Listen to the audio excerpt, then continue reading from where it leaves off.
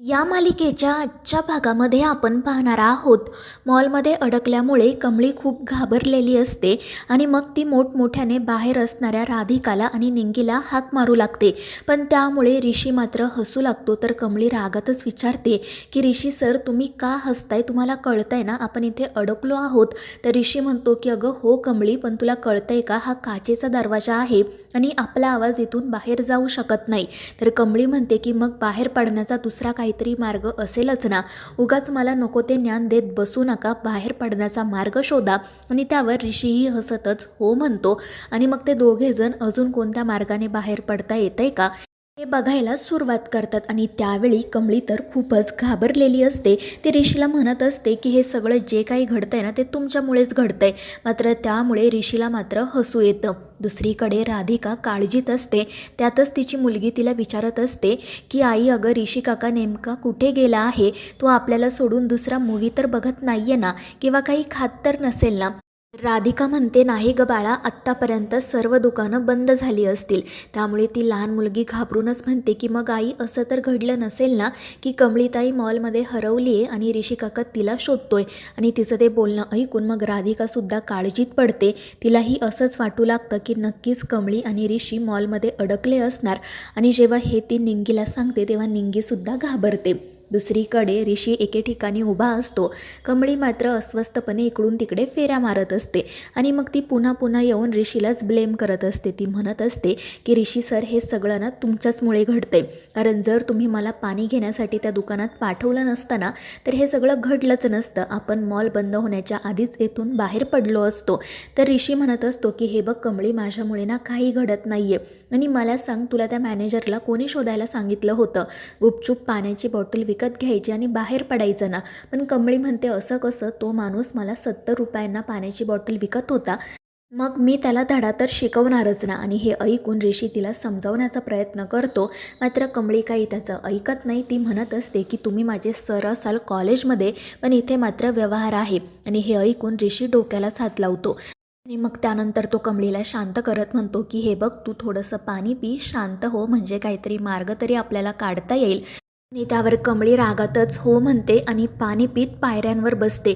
मात्र त्यावेळी त्या पायऱ्या सुरू होतात आणि कमळी वरती जाते. त्यामुळे ऋषी तर अजूनच हसू लागतो.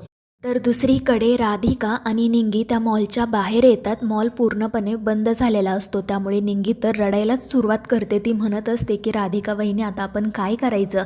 कमळी आणि ऋषी सर आतमध्येच अडकलेत असं वाटतंय मला. तर राधिका म्हणते की तू काळजी करू नको, मी ऋषीला कॉल करून पाहते. आणि मग ती ऋषीला कॉल करण्याचा खूप प्रयत्न करते. मात्र त्याचा कॉल काही लागतच नाही. दुसरीकडे कमळी आणि ऋषी एके ठिकाणी बसलेले असतात. कमळी ऋषीला पाहून घाबरत असते आणि त्यामुळे ऋषी डोक्यालाच हात लावतो. आणि मग त्यानंतर कमळी म्हणू लागते की ऋषी सर, प्लीज काहीतरी करा, आपल्याला इथून लवकरात लवकर बाहेर पडायला हवं, नाहीतर आपण दोघेजण रात्रभर इथेच अडकून राहू. आणि जर ही गोष्ट गावाकडे माझ्या आईला कळली ना तर मग माझं काही खरं नाही, ती तर मला खूप मारेल आणि माझा हातसुद्धा पिरगाळेल. आणि हे ऐकून ऋषी म्हणतो की कमळी, तू उगाच नको त्या गोष्टींचा विचार करू नको. आणि मला सांग, तू इथे मॉलमध्ये अडकली आहे, ही गोष्ट गावाला तुझ्या आईला कशी काय कळणार? पण तू ही जी काही बडबड करतेस ना त्यावरून असं वाटते की तूच स्वतः जाऊन आईला सांगशील की आई आई, मी ना मॉलमध्ये अडकले होते. आणि हे ऐकून कमळी म्हणते की ऋषी सर, तुम्ही माझी चेष्टा मस्करी करताय का? तुम्हाला काहीच कसं वाटत नाही? आणि मग ती रडायलाच सुरुवात करते आणि तिचं ते रडणं पाहून सुद्धा ऋषी हसू लागतो. आणि त्यामुळे कमळी तर खूपच चिडत्याने म्हणू लागते की तुम्ही इथेच बसा, मी येथून बाहेर पडण्याचा काही मार्ग आहे का ते बघते. आणि मग ती एकटीच इकडे तिकडे फिरू लागते. मात्र तिला त्या मॉलमध्ये मग अचानक भीती वाटू लागते. त्यामुळे मग ती एका खांबाजवळ घाबरून उभी राहते. पण तितक्यात ऋषी त्या ठिकाणी येतो. त्याने एका जादूगारासारखा वेश परिधान केलेला असतो. आणि मग कमळीची भीती दूर व्हावी, तिला थोडंसं बरं वाटावं म्हणून मग तो तिला वेगवेगळ्या जादू दाखवायला सुरुवात करतो. त्यामुळे कमळीसुद्धा खुश होते. त्यामुळे ऋषीलाही बरं वाटतं आणि मग तो कमळीला हसवण्याचा अजून प्रयत्न करू लागतो. पण मग काही वेळाने कमळीच्या पुन्हा लक्षात येतं की आपण दोघेच इथे अडकलो आहोत. त्यामुळे ती नाराज होते आणि एके ठिकाणी जाऊन बसते. तर दुसरीकडे राधिकाला अचानक आठवतं की या मॉलच्या मालकांचा नंबर आपल्याकडे आहे. आणि ती निंगीला म्हणते की काळजी करू नको, या मॉलचे जे मालक आहेत ना, अरविंद जोशी, ते माझ्या मिस्टरांचे मित्र आहेत, मी त्यांना कॉल करते. जर ऋषी आणि कमळी आतमध्ये असतील तर ते नक्की आपल्याला मदत करतील आणि मग ती लगेच त्यांना कॉल करते. मात्र ते राधिकाचा कॉल रिसीव करत नाही. तर दुसरीकडे कमळी आणि ऋषी गप्पा मारत बसलेले असतात. कमळी गावाकडच्या गोष्टी ऋषीला सांगत असते आणि त्यातील बऱ्याचशा गोष्टी या आईच्या आणि आबांच्याच असतात आणि त्या सगळ्या गोष्टी ऐकून ऋषीला तर खूपच आनंद होतो. तो म्हणत असतो की कमळी, तू खरंच खूप लकी आहे, कारण तुला आबांचं प्रेम मिळालं.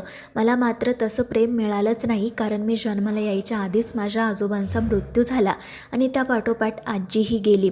त्यामुळे हे प्रेम मी कधी अनुभवलंच नाही. आणि ते ऐकून कमळीलाही मग थोडंसं वाईट वाटतं. तर मग ऋषी तिला विचारू लागतो की मला सांग, मगाशी तर तू इतकी घाबरली होतीस, तर मग आता का मला या सगळ्या गोष्टी सांगतेस? आणि त्यावेळी कमळी म्हणते की मग दुसरं काय करायचं, आता आपल्याला रात्रभर जागं राहायचं आहे म्हटल्यावर असं बोलत तर बसावं लागेल ना. आणि हे ऐकून ऋषी हसतच म्हणतो, हो ना, कारण तुला तर माझी भीतीच वाटते, तू तर काय मला व्हिलनच समजते. आणि ते ऐकून कमळी खाली मान घालते. तर ऋषी हसतच म्हणतो की हे बघ कमळी, तू मला घाबरण्याची अजिबात गरज नाही आहे. मला काय रात्रीचे सुळे येत नाही किंवा शिंगही फुटत नाही. मी एकदम जेंटलमॅन आहे, मी तुला कोणताही त्रास होऊ देणार नाही. आणि त्यावर कमळी मान डोलावत हो म्हणते. तर दुसरीकडे मॉलच्या बाहेर राधिका, तिची मुलगी आणि निंगी उभ्या असतात. त्यांना काय करावं हे सुचतच नसतं. निंगी म्हणू लागते की राधिका वहिनी, आता आपण पोलिसांना बोलवायचं का गं? पण राधिका म्हणते की नाही नाही, आपण पोलिसांना नाही कळवू शकत, त्यापेक्षा मी पुन्हा ऋषीला कॉल करते. मात्र ऋषीचा फोन काही लागतच नसतो आणि त्यामुळे निंगी तर रडायलाच सुरुवात करते. दुसरीकडे एसीमुळे कमळीला खूप थंडी वाजत असते. त्यामुळे ऋषी त्याचं जॅकेट कमळीला देतो आणि मग तो एसी बंद करता येतोय का हे बघण्यासाठी जातो. तर दुसरीकडे त्या मॉलचे मालक अरविंद जोशी हे नयनताराला कॉल करतात आणि तिला सांगतात की मगाशी तुमच्या सुनबाईंनी राधिकाने मला कॉल केला होता, पण मी थोडा बिझी असल्यामुळे मला तो रिसीव्ह करता आला नाही आणि आता मी त्यांना कॉल करतोय तर त्यांचा कॉलच लागत नाही. तुमचं काही काम होतं का? घरी सगळं ठीक तर आहे ना? आणि हे ऐकून नयनताराला तर धक्काच बसतो. ती त्यांना सांगते की हो, घरी सगळं ठीक आहे, पण राधिकाने का कॉल केला होता हे मलाही माहीत नाही. मी तिच्याशी बोलते आणि तुम्हाला कळवते. आणि मग ती फोन ठेवून देत मोठमोठ्याने त्या रोहितला हाक मारू लागते. रोहित त्याच्या खोलीतून बाहेर येतो. नयनतारा त्याला राधिकाबद्दल विचारते तर तो म्हणतो की राधिका खोलीत नाही आहे, कदाचित ती आमच्या मुलीच्या खोलीत असेल. आणि मग तो तिकडे जाण्यासाठी निघतो. तितक्यात घरातील एक सर्वंट नयनताराला सांगते की राधिका मॅडम आणि ऋषी सर अजून घरी आलेलेच नाही आहेत. आणि हे ऐकून नयनताराला तर मोठा धक्काच बसतो. ती खूप चिडते आणि हे सगळं काही रोहितला सांगते.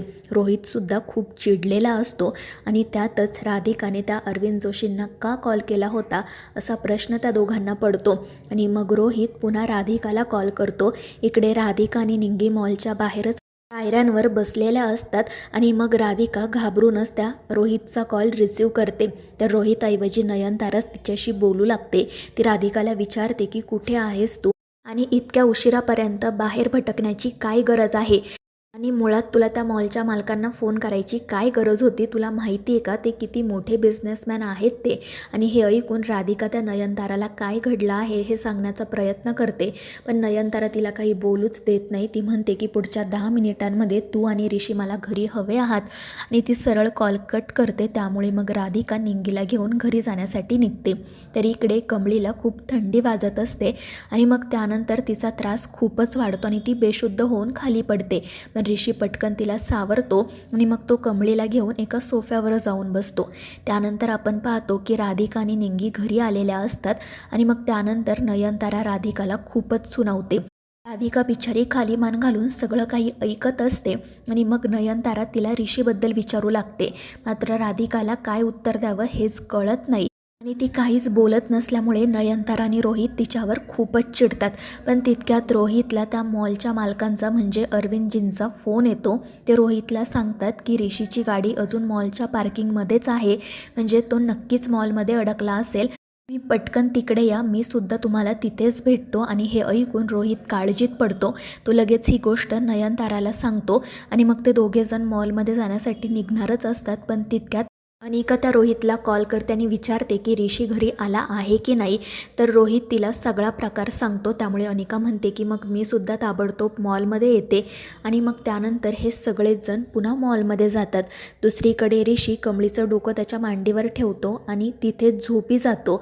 तर दुसरीकडे त्या मॉलचे मालक नयनतारा, रोहित, निंगी आणि अनिका काही सिक्युरिटी गार्डसोबत त्या मॉलमध्ये येतात आणि सगळीकडे ऋषीला शोधू लागतात आणि मग शेवटी नयनताराचं आणि अनिकाचंच ऋषी आणि कमळीकडे लक्ष जातं.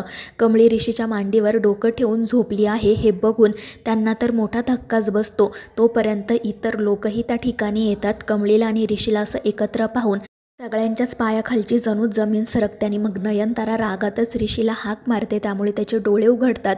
तर नयनतारा रागातच त्याला विचारत असते की तू आणि ही मुलगी इथे अशा परिस्थितीमध्ये काय करताय.